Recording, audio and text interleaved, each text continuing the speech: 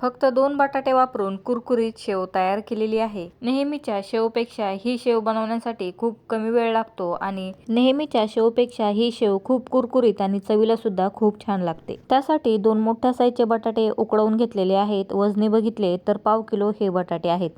मी बटाटे स्वच्छ धुवून मध्ये कापून उकळवून घेतलेले आहेत. आता हे बटाटे आपल्याला बारीक करून घ्यायचे आहेत. किसणीने किसून घेतले तरी चालतील. मी या पद्धतीने चाळणीने पूर्णाप्रमाणे हे बटाटे चाळून घेतलेले आहेत. मिक्सरच्या भांड्यामध्ये सुद्धा बटाटे दळून घेऊ शकता, मात्र मिक्सरच्या भांड्याला खूप बटाटा चिटकून बसतो, म्हणून मी या पद्धतीने बटाटा चाळून घेतलेला आहे. फक्त बटाटा हाताने कुस्करून घ्यायचा नाही, कारण आपल्याला बटाट्यामध्ये कुठलीही गाठ ठेवायची नाही. इथे बटाटा चाळून झालेला आहे. याच्यामध्ये अर्धा चमचा धना पावडर, अर्धा चमचा लाल मिरची पावडर, पाव चमचा हळद आणि पाव चमचा चाट मसाला टाकलेला आहे. जाड शेव जर बनवायची असेल तर तुम्ही याच्यामध्ये ओवा टाकू शकता. आता इथे एक छोटा चमचा मीठ टाकलेला आहे. मीठ नंतर कमी पडलं तर पुन्हा टाकू शकता. आता बटाट्यामध्ये सर्व मसाले मिक्स करून घ्यायचे आहेत. हे पीठ मळताना अजिबात पाण्याचा वापर करायचा नाही, फक्त बटाट्यामध्येच आपण पीठ मळून घेणार आहोत. आता इथे पाव किलो बटाट्यासाठी टोटल अर्धा किलो बेसन पीठ घेतलेलं आहे. फक्त बेसन पीठ या बटाट्यामध्ये एकदम टाकायचं नाही, थोडं थोडं करत बेसन पीठ टाकायचं आणि पीठ मळून घ्यायचं आहे. मी इथे अर्धा किलो बेसन पीठ मोजून घेतलेलं आहे, म्हणजे आपल्याला अंदाज येईल की पाव किलो बटाट्यासाठी किती बेसन पीठ लागतं. तरीसुद्धा थोडंफार बेसन पीठ आणि बटाट्याचं प्रमाण कमी जास्त होऊ शकतं. आता या बटाट्यामध्ये जेवढं बेसन पीठ बसेल तेवढं बेसन पीठ टाकून पीठ मळून घ्यायचं. सुरुवातीला चमच्याने बेसन पीठ टाकून मिक्स केलं आणि नंतर हाताने पीठ मळून घ्यायचं. बघा, बटाटा उकळल्यानंतर भरपूर चिकट होत असतो, त्याच्यामुळे ज्यावेळेस आपण त्याच्यामध्ये बेसन पीठ टाकतो ते सुद्धा भरपूर चिकट होतं आणि शेव खूप कुरकुरीत तयार होते. कुठेही एक्स्ट्राचं तांदूळचं पीठ, कॉर्नफ्लॉवर पावडर टाकण्याची गरज नाही. आता इथे सर्व पीठ एकजीव करून झाल्यानंतर हाताला लागलेलं पीठ काढून घ्यायचं आणि बघा, या स्टेजला तुम्ही मीठ चेक करून बघू शकता आणि जर वाटलं मीठ कमी आहे तर आणखीन मीठ ॲड करू शकता. फक्त सुरुवातीला खूप मीठ टाकायचं नाही. शेवटी हाताला तेल लावून सर्व पीठ एकजीव करून घ्यायचं आणि एक गोळा तयार करून घ्यायचा. तर बघा, भरपूर असं मऊसूत पीठ तयार करून घ्यायचं. खूप कडक पीठ तयार करायचं नाही, म्हणजे बटाट्यामध्ये खूप बेसन पीठ टाकायचं नाही. बराच वेळ शेव काढताना जो सोऱ्या असतो तो दाबता येत नाही, म्हणून मऊसूत पीठ तयार करायचं, म्हणजे झटपट शेव बनवून तयार होते. शेवटी तेल लावल्यानंतर अजिबात हे पीठ हाताला चिटकत नाही आणि बघा, इथे 70 ते 80 ग्रॅम इतकं बेसन पीठ उरलेलं आहे, म्हणजे पाव किलो बटाट्यामध्ये टोटल 400 ते 450 ग्रॅम इतकं बेसन पीठ बसेल आणि एकदम मऊसूत असं पीठ मळून घ्यायचं. आता या पिठाला झाकून ठेवायची किंवा रेस्ट द्यायची गरज नाही. मी इथे शेव काढण्याची एकदम जी छोटी साईजची प्लेट असते किंवा बारीक छिद्राची प्लेट असते ती घेतलेली आहे आणि ते साच्याला आतल्या साईडने तेल लावून घ्यायचं, म्हणजे पीठ साच्याला चिटकत नाही.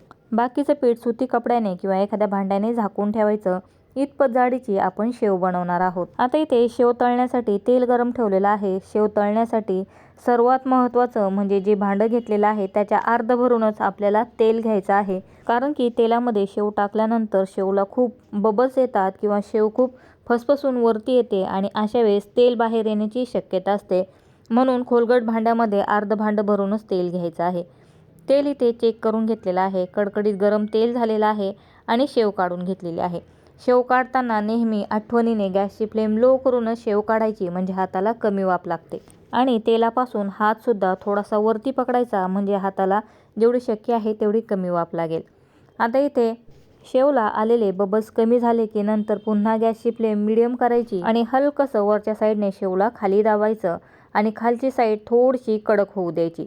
खालची साईड थोडीशी कडक झाली की 2 चमच्याच्या मदतीने या शेवला पलटी करून घ्यायची आहे आणि गॅसची फ्लेम आपण मिडियमच ठेवलेली आहे. आता खालची साईडसुद्धा थोडीशी कडक झाली की गॅसची फ्लेम लो करायची आणि दोन्ही साईडला थोडासा ब्राऊन कलर येईपर्यंत शेव तळून घ्यायची. शेव तळण्यासाठी टोटल 3.5 ते 4 मिनटं लागतील आणि बघा, गॅसची फ्लेम लो केली की थोडासा ब्राऊन कलर आला की लगेच शेव काढून घ्यायची. मी थोडीशी खरपूस अशी तळून घेतलेली आहे. तुम्ही थोडासा लाईट कलर आहे त्याच वेळेस तेलामधून शेव बाहेर काढली तरी चालेल. शेव एकदा कडक झाली की तुम्ही कितीही वेळा तेलामध्ये अलटपलट करा, शेव तुटत नाही. फक्त पकडताना 2 चिमट्यांच्या मदतीने किंवा 2 चमच्यांच्या मदतीने शेव या पद्धतीने अलटपलट करायची.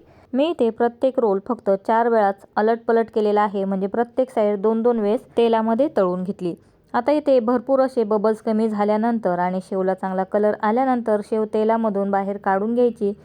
दुसरा घाणा सुद्धा इथे काढून घेतलेला आहे आणि बघा बबल्स थोडेसे कमी झाले की शेव थोडीशी खाली दाबायची आणि पुन्हा गॅसची फ्लेम मीडियम करून दोन्ही साईडने शेव तळून घ्यायची आणि शेवटी गॅसची फ्लेम लो करून दोन्ही साईडला खमंग खरपूस शेव तळून घ्यायची। तुम्हाला जर बारीक शेवमध्ये ओवा टाकायचा असेल तर ओवा थोडासा भाजून थंड करून मिक्सरमध्ये दळून टाकू शकता, म्हणजे जी शेवची प्लेट आहे त्याच्या छिद्रांमध्ये ओवा अटकणार नाही। बऱ्याच जणांजवळ दोन्ही हाताने दाबायचा साचा असेल तर त्यांनी थोडंसं नरम असं शेवचं पीठ लावायचं, म्हणजे तेलामध्ये शेव टाकताना हात दुखत नाहीत आणि साच्यामधून पटकन शेव बाहेर येते। आणि शेव तळण्यासाठी खोलगट भांडं घ्यायचं। मला सवय आहे म्हणून मी ते पॅन घेतला आणि खोलगट भांड्यामध्ये अर्ध भांडं भरूनच तेल घ्यायचं आहे। शेव तळून झाल्यानंतर एखाद्या पेपरवरती काढून घ्यायची, म्हणजे एक्स्ट्राचं तेल पेपर शोषून घेतो आणि इथे आपली बटाट्यापासून अतिशय साधी सोपी कुरकुरीत शेव तयार झालेली आहे। मी भरपूर अशी खरपूस तळून घेतली म्हणून थोडासा लाल कलर झालेला आहे। तुम्ही थोडीशी कमी तळून घेऊ शकता, फक्त खूप करपेपर्यंत शेव तळायची नाही, कारण की उकडलेला बटाटा आहे शेवटी तो लगेच जळण्यास किंवा करपण्यास सुरुवात होते। तर चला, इथे आपली खमंग खुसखुशीत कुरकुरीत बटाट्याची शेव तयार झालेली आहे। शेवप्रमाणेच अगदी साध्या सोप्या पद्धतीने आपण चकलीची भाजणी आणि शंकरपाळे याची रेसिपीसुद्धा पोस्ट केलेली आहे।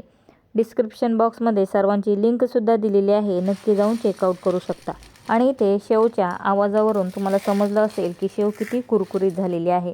आपण रेडीमेड आलू भुजिया आणतो त्याच्यापेक्षा सुद्धा जास्त टेस्टी ही शेव तयार झालेली आहे। नक्की या दिवाळीला या पद्धतीची खुसखुशीत कुरकुरीत शेव ट्राय करून बघा आणि ही शेव थंड झाल्यानंतर हवाबंद डब्यामध्ये भरून ठेवायची आहे। आरामात 15 दिवस ही शेव एन्जॉय करू शकता। घरी आलेल्या पाहुण्यांना सुद्धा या पद्धतीने शेव जर तुम्ही खाऊ घातली तर नक्कीच ते सुद्धा तुम्हाला रेसिपी विचारणार आहेत। तर ट्राय करून बघा। व्हिडिओ आवडला असेल तर व्हिडिओला लाईक करायला, चॅनलला सबस्क्राईब करायला विसरू नका। व्हिडिओ बघितल्याबद्दल धन्यवाद।